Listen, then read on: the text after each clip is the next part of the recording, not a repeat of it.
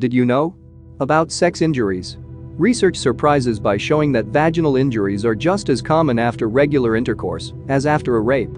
When police officers around the world investigate rape cases, an important type of evidence is whether or not the woman has lesions in her vagina. If she does, it is regarded as a sign that there has been an assault. There have been cases where men have been convicted based on vaginal injuries as the key evidence. A Danish researcher has obtained solid evidence that injuries to a woman's vagina can provide a misleading picture of whether or not a woman has been raped. An in-depth study of 39 rape victims on one side and 110 nursing students on the other reveals that voluntary sex causes vaginal injuries just as frequently as in rapes. The findings are extremely interesting, says Birgit Schmidt-Astrup, a doctor and a PhD student at the Institute of Forensic Medicine at the University of Southern Denmark. The nursing students experience just as frequent vaginal injuries as rape victims, and so these injuries cannot be used for much more than to establish that intercourse has taken place, she says, adding that in cases where convictions have been based on such injuries, one can reasonably discuss whether there has been a miscarriage of justice.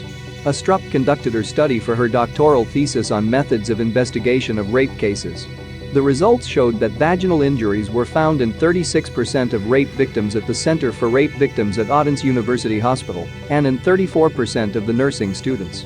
The results for the nursing students were not affected by whether they, for instance, had engaged in gentle or rough sex or whether they had used condoms or sex toys.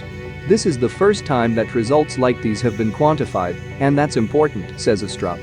It's a useful tool for forensic investigation, and it also provides much greater certainty when a professional can tell the court that 34% of women get injuries from voluntary intercourse, instead of saying it's my personal experience that women may not get injuries from voluntary intercourse.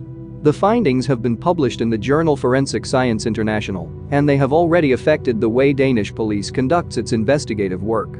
Before I came up with some of these figures, the investigators were inclined to take the case seriously when there were injuries and less seriously when there were no injuries, she says. Through meetings, lectures, and her daily collaboration with the police, Astrup says she has got the message that this is not an essential aspect of the investigations.